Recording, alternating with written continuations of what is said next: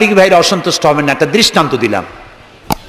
আমি তাবলীগী ভাইদেরকে শ্রদ্ধা করি, সম্মান করি, তারাও দ্বীনের কাজ করছে। সুতরাং মসজিদের ভেতরে আপনি নামাজ পড়ে আল্লাহ তাআলা বলছেন কি শোনেন, ফরজ ফাইজা কুদিয়াতিস সালাত ফান্তাশিরু ফিল আরদ, নামাজ পড়া হয়ে গেছে বেরিয়ে যাও। কোথায় যাও? দুনিয়ায় যাও, হাটে যাও, বাজারে যাও, কলেজে যাও, কারখানায় যাও, আদালতে যাও, শিক্ষা প্রতিষ্ঠানে যাও, চাষ করতে যাও, যাইয়া কি করো? আবতাগু মিন ফাদলিল্লাহ, আর আমার রিজিক, আমি যে তোমারে অনুগ্রহ করেছি, রিজিক দিয়েছি, ওই রিজিক তালাশ করে আনো। সুবহানাল্লাহ। প্রিয় ভাই সব, হযরত ওমর রাদিয়াল্লাহু তাআলা আনহু মসজিদের ভিতরে দেখলেন কিছু লোক বসা, জোহরে দেখলেন, আসরে দেখলেন, মাগরিবে দেখলেন, এশায় দেখলেন। পরের দিন ফজরের সময় সেই একই জায়গায় কয়েকটা লোক, একই লোক দেখে জিজ্ঞেস করলেন, তোমরা কারা? বলল, নাহনু মুতাওয়াক্কিলিন, আমরা আল্লাহর উপরে ভরসা করি এবং আল্লাহর উপরে ভরসা করে এখানে জিকির আজগার করি। খাও কি? কয় যে আমাদের এই জিকির আজগার দেখে পাশের লোকেরা ভাত রাইন দিয়ে আমাকে খাওয়ায়। রাসূলুল্লাহ বললেন, তোমরা তো মুতাওয়াক্কিলুন, তোমরা তো অন্যের উপরে নির্ভরশীল, আল্লাহর উপরে তো নির্ভরশীল তোমরা নও। শোনো, আগামীকাল এই জোহরের নামাজের পর যদি তোমাদেরকে এখানে বসা দেখি, ব্যাট মেরে মসজিদ থেকে বের করে দেব। মসজিদে নির্দিষ্ট সময় নামাজ পড়তে আসবে, বাকি সময় কাজ করতে হবে মানুষের জন্য, নিজের জন্য, জনগণের জন্য, রাষ্ট্রের জন্য। এর নাম ইসলাম। এর নাম কি? ইসলাম। বাস্তবমুখী, বৈরাগ্য নয়। আপনি দিন কায়েমের জন্য, আল্লাহর বেশি জিকির আজগার করার জন্য জঙ্গলে যাবেন, লা রাহাবানিয়াতা ফিল ইসলাম, ইসলামে বৈরাগ্যবাদকে সমর্থন করে না। কথা বুঝে আসছে?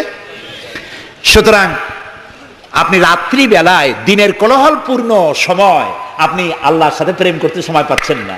আল্লাহ তাআলা বলছেন, ওয়াজআলনাল লাইলা লিবাসা ওয়াজআলনা নাওমাকুম সুবাতা, রাত্রে বানাইছি, রাত্রিকে বানাইছি শান্তির আচ্ছাদন। সুবহানাল্লাহ বলবেন না? রাত হলো শান্তির আচ্ছাদন। তীর্যক রৌদ্রের তীব্র প্রখারকে বন্ধ করে দিয়ে, রাতের একটি অন্ধকারের চাদর দিয়ে, কালো চাদর দিয়ে পৃথিবীটাকে ঢেকে দিলাম। আর একটু শান্তির জন্য চাঁদ আর তারকার নামে কিছু ডিম লাইট জ্বালাই দিলাম। গভীর রাত্রে ওঠো, মানুষ যখন ঘুমায় তখন তুমি সেজদায় পড়ে কাঁদো।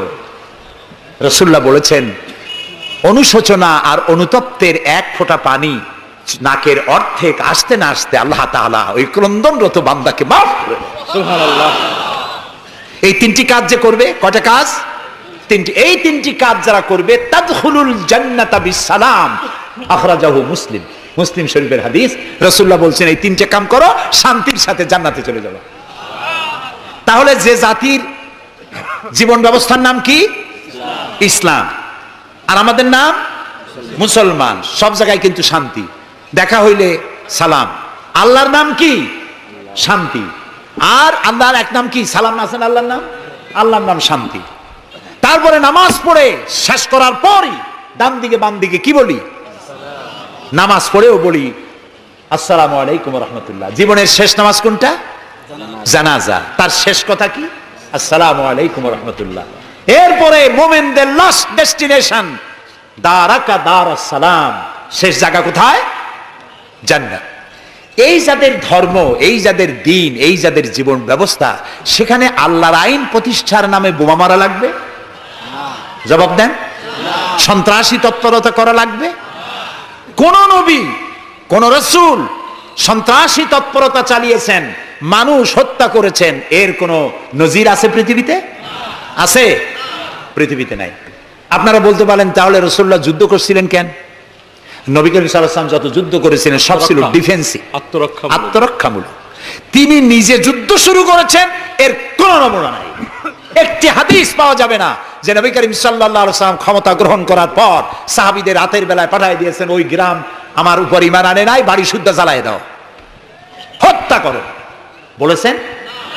সুবহানাল্লাহ।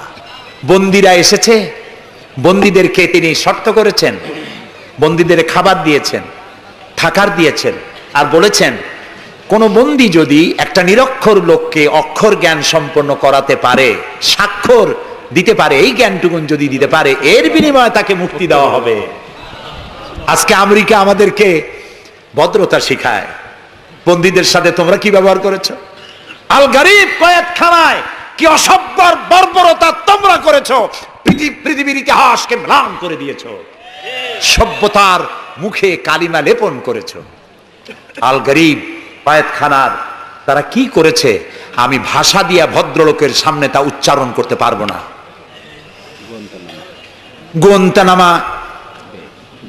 গোয়েন্তানামা বেতে, যেটা পৃথিবীর নরক বলা যায়, পৃথিবীর জাহান্নাম, মুসলমান কয়েদিদের সামনে কোরআন শরীফ খুলে কোরআনের উপরে পেশাব করেছে তারা।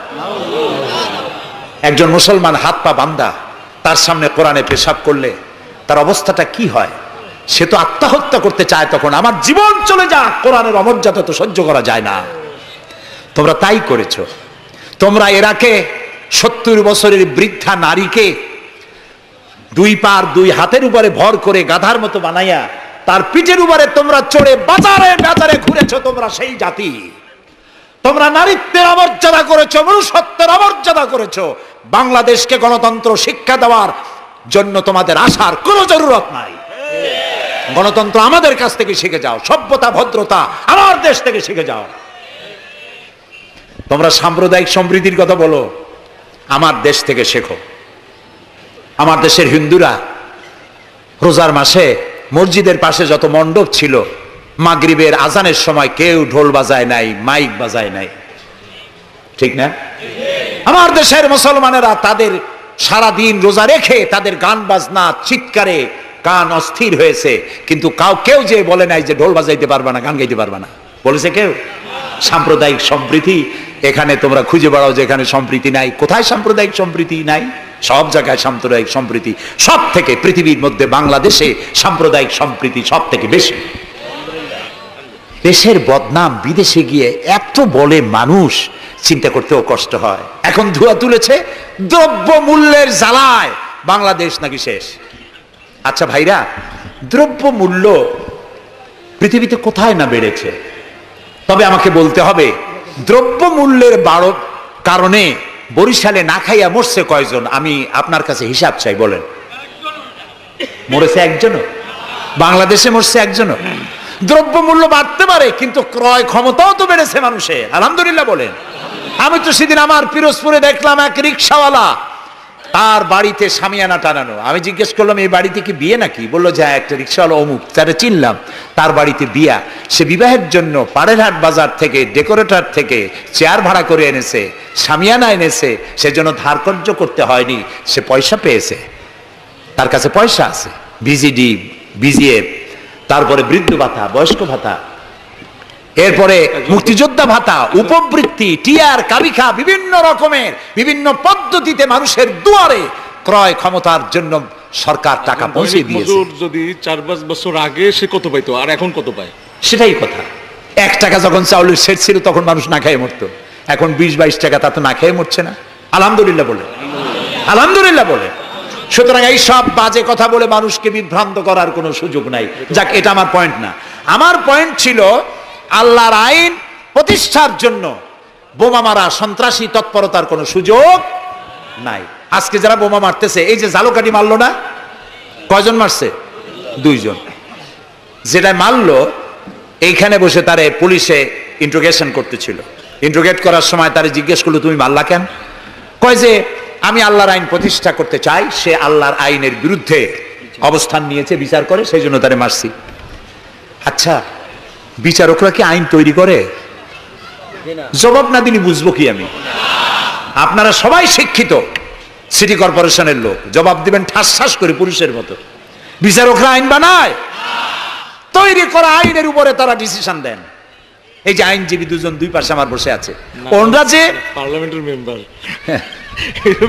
আদালতে এই জন্য এমপি কে দেখাই দেয়। জি, তো এই যে 2 জন আইনজীবী বসে আছেন আমার পাশে, ওনরা প্রতিষ্ঠিত আইনের উপরে ওনরা আর্গুমেন্ট করেন। আমার দেশে যত আইন আছে, সিভিল ল যেটা, সেখানে তো ইসলামী আইন আছে, আছে না বললেন কেন? আন্দাজে সিভিল লর মধ্যে আছে, ক্রিমিনাল লর মধ্যে কিছুটা নাই, কিন্তু সিভিল লর মধ্যে আছে। মুসলিম পারিবারিক আইন, এটা তো আছেই। সুতরাং বিচারক মারা, আইনজীবী মারা। এরপর বললো আচ্ছা তুমি যদি এখন মরো, কয় যে আমি তো শহীদ হয়ে যাবো। আরে উল্লুক, তুমি শহীদ হবা কেমনে? তুমি তো মানুষ খুন করে আসছো, তোর তো জাহান্নামে যাওয়া লাগবে। চট্টগ্রামে যে মারলো, মা বোমা মারতে গিয়ে 2টা হাত গেছে, 2টা পা চলে গেছে। তারপরে তাকে হসপিটালে নেওয়া হয়েছে, পানি চাইছে, এক নার্স পানি দিয়েছে বাম হাত দিয়ে। সে কয় যে বাম হাতে পানি খাবো না। তুই মুসলমান? কয় যে নার্স বলছে আমি মুসলমান। বাম হাত দিয়ে পানি দিলা কেন? আমি তো মুসলমান, ডান হাত দিয়ে পানি দাও। আমি শুনিয়া পরে এক বক্তৃতা বললাম, আসছে মানুষ খুন করিয়া ও এখন বাম হাত আর ডাইন হাত তালাশ করে। একজনের নাকি মোষ ছিল খুব বড়, আছে না এরকম কিছু মোষওয়ালা, বড় মোষ, ঠোঁট ঠোঁট ঢাকা।